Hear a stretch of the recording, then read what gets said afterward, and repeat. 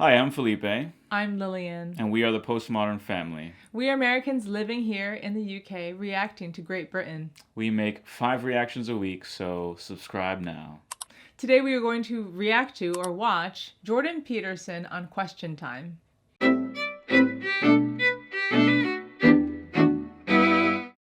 Okay, so what do we got here? Well, in honor of Jordan Peterson returning to social media and producing content, we decided to react to this 2-year-old video of Jordan Peterson on Question Time.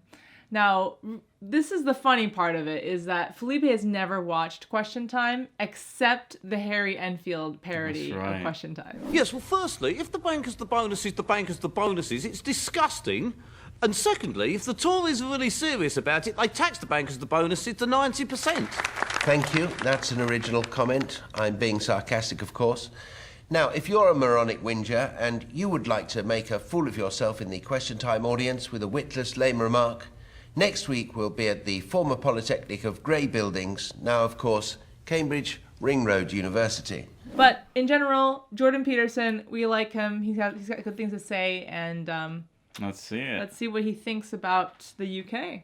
And the Canadian psychologist there he whose is. self-help Look at book that has sold 2 style. million copies and whose speaking tour excites controversy wherever he goes. Jordan Peterson. Why would they introduce him that way? And riots. Huh. No, controversy. Did he say controversy? Yeah, he did. Everywhere he goes. Thank you very much. Thank you very much. And as ever on Question Time, if you're watching at home, you can be part of the argument.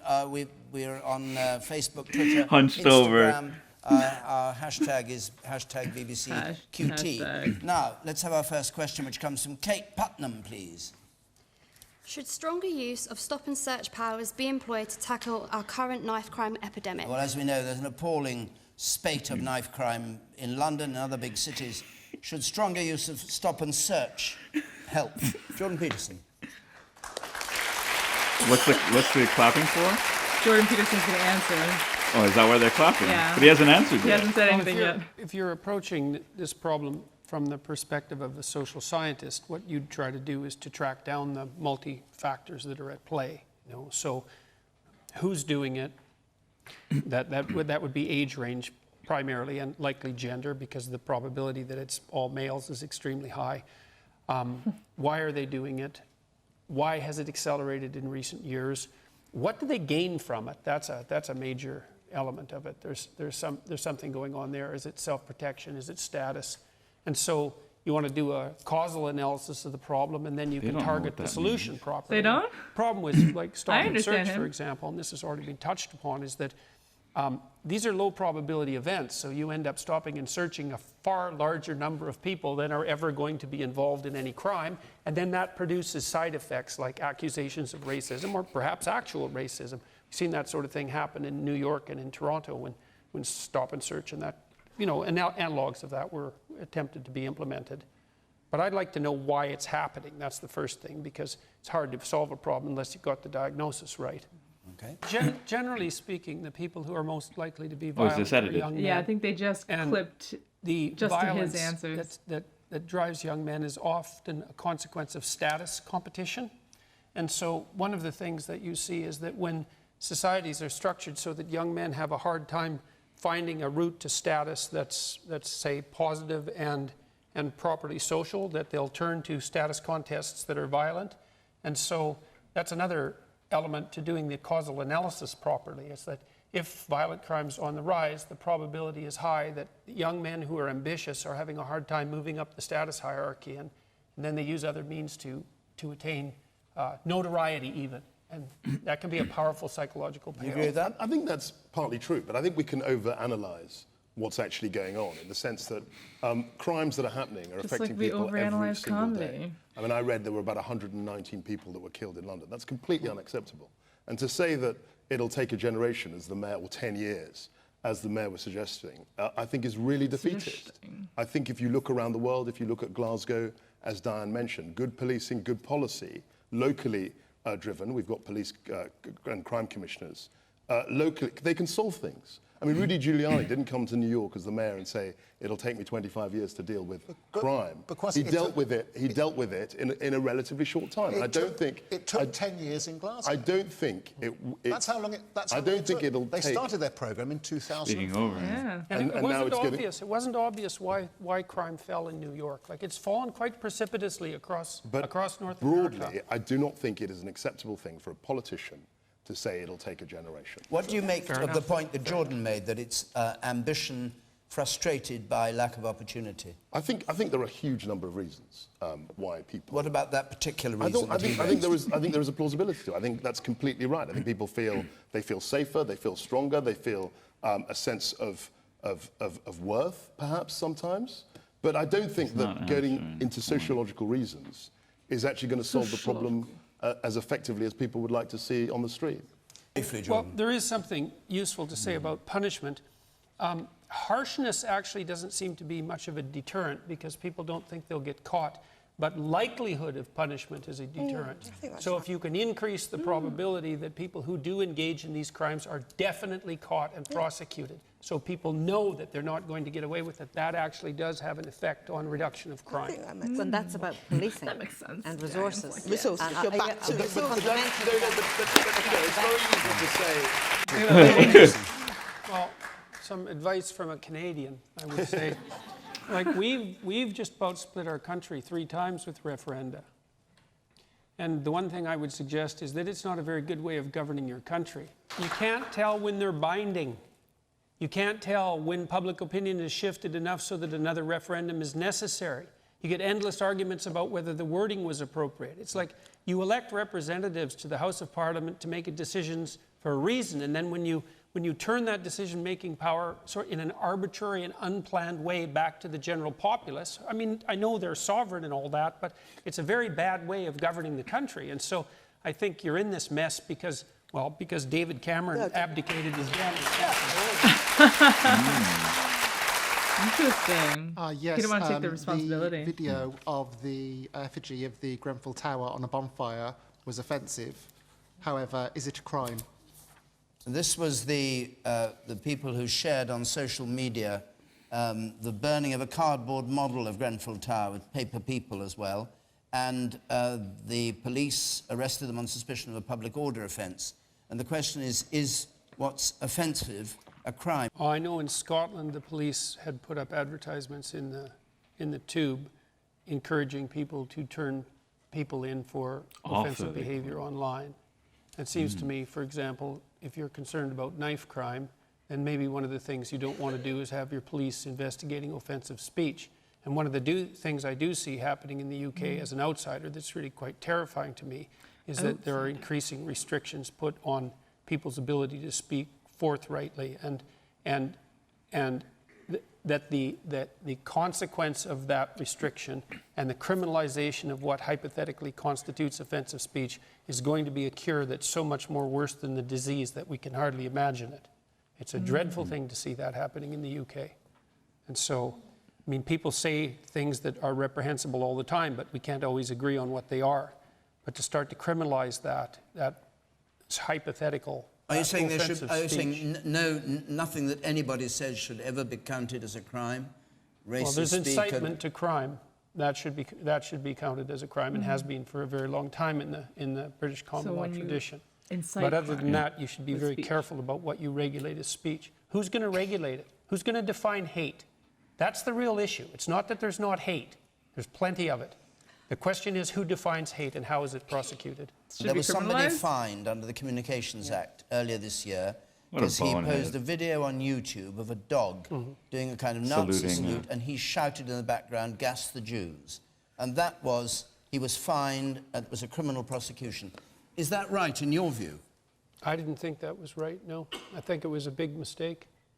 I mean, I followed that case fairly carefully, and you don't have to agree that what he did was comical or right, but to to prosecute him criminally was a big mistake, and you're going to pay for it in this country. I would say that type of video with somebody shouting "kill the Jews" is an incitement to racial hatred, and now that's a crime. Incitement to racial hatred, not the racial violence. Today, 80 years ago today, the precursor of the Holocaust happened. The night of the shattered glass, if I got the term. Kristallnacht. So don't underestimate what happens. It's only 80 years ago. And Jews were marched, their synagogues were burnt down, anti-Semitism was on the rise. This sentiment is happening again across Europe.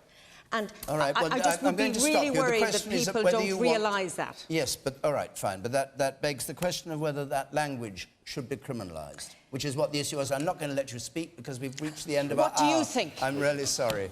And I'm really sorry. It's not. It's all right. He says it's just a joke. Anyway, we have to stop there. I'm sorry. Peterson is always very precise with his language. Yes. And he's sitting next to Diane Abbott. Yeah, I know.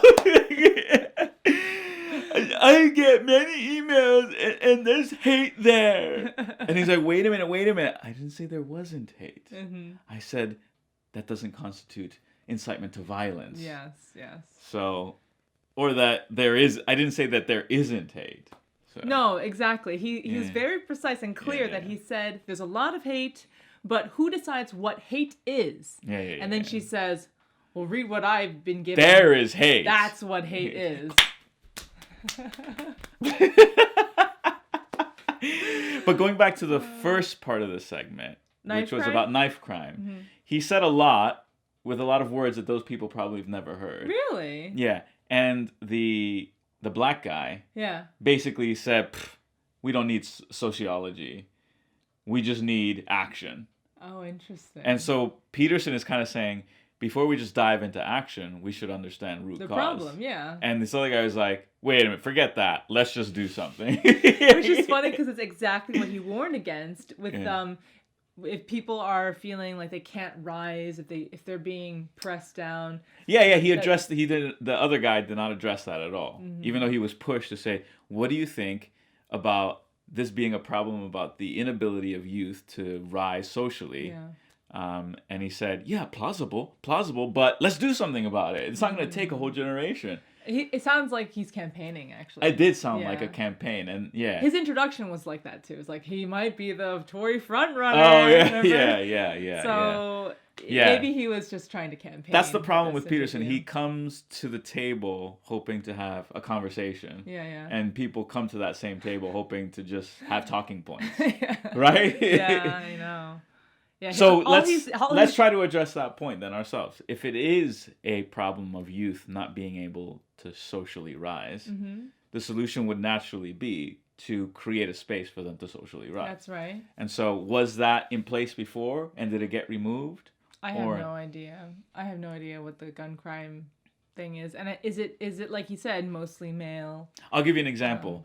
So in the US, there are lots of studies done about boys who join sports clubs or are in the football team or whatever are less likely. I'm not saying they don't commit crime, because people will say that in the comments. I know a guy. Less likely to commit crime. Why? Because they're in a team where their merit is judged and allows them to rise. Yes.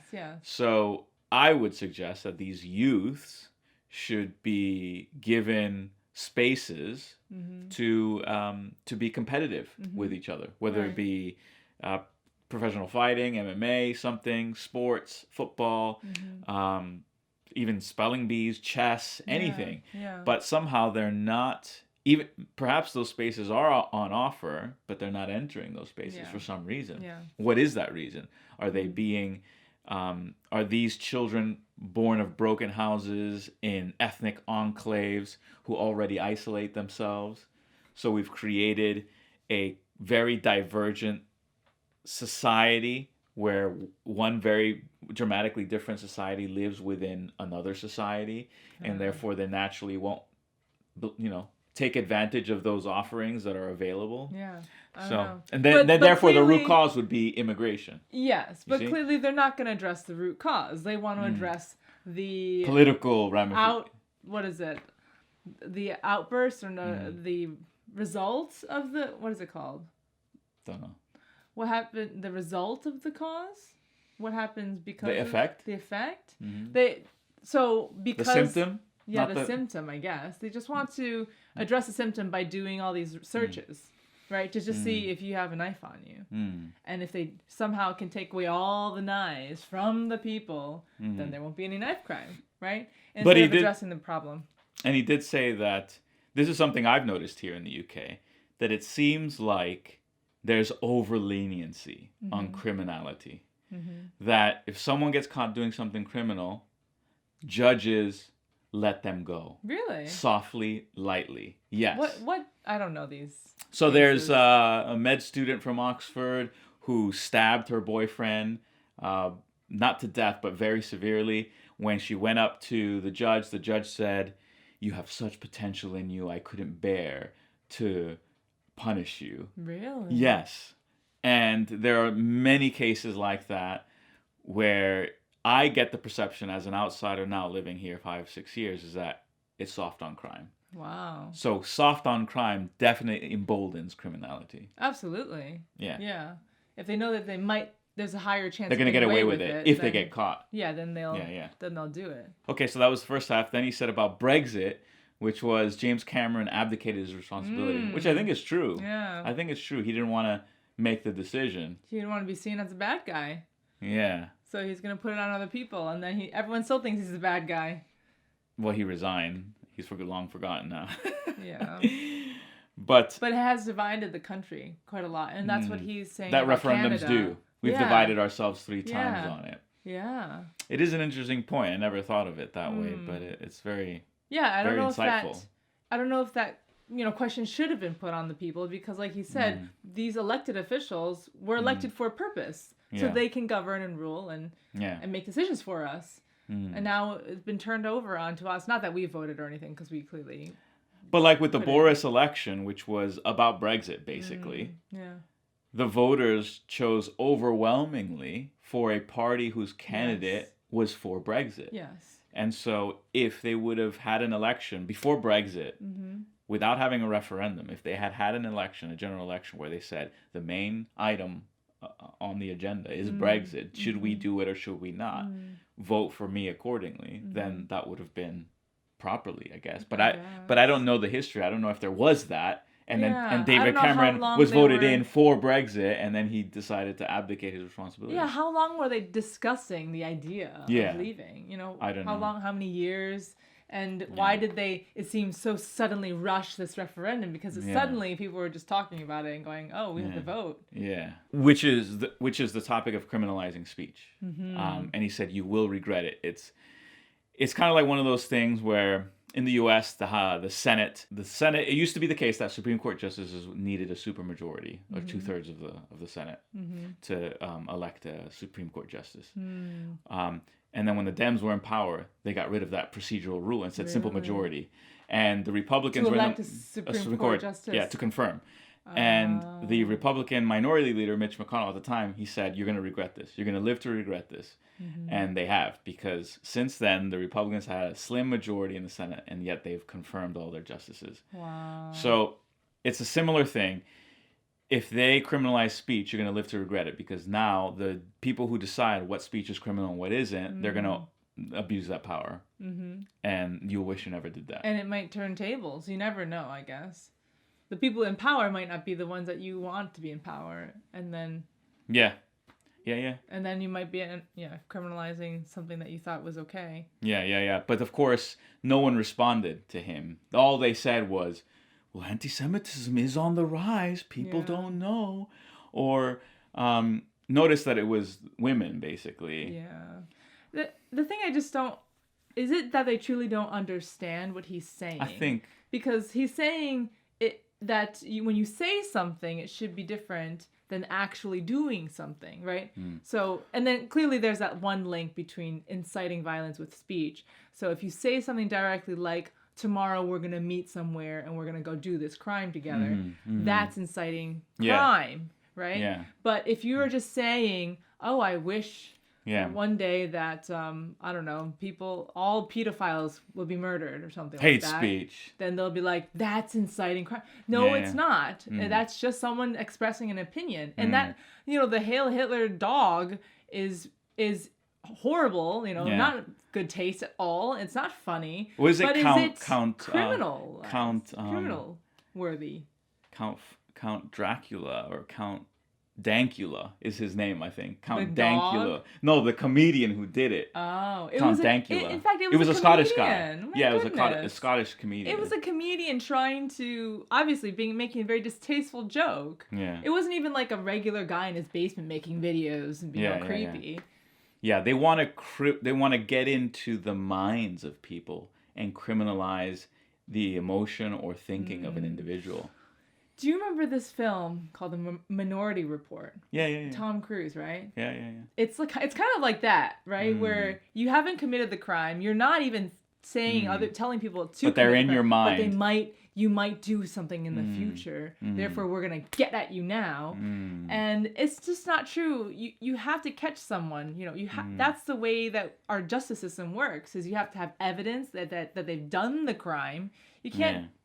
It just doesn't make sense. Hate speech is a catch-all. Is a system of thinking and law that is diametrically opposed to the common law tradition, which is birthed here in the UK, which is about proving intent and proving actions have consequences. Yes. But the idea that speech is criminal because it originates in hate, and that hate is a criminal offense is crazy because you can't prove it. No, you can't. You can't prove it. Yeah, exactly like what Jordan said. Like, who's determining what is hate first? You can't even prove what it is. Yeah. Someone up there is deciding for us. Yeah. And so it's a very nebulous, unclear position. Yeah. Very cogent, very good. Jordan Peterson. Yeah, I look forward to watching more of his stuff. So if you find other stuff that he's done that you want us to react to, drop a link below. Thanks so much for watching this episode. We hope you enjoyed the high-flying ivory tower commentary that we provide to you. Leave a comment below. Be sure to leave a link of something you want us to react to. And of course, you can find us on Facebook and Twitter. And we are on Parler. Thanks. Bye.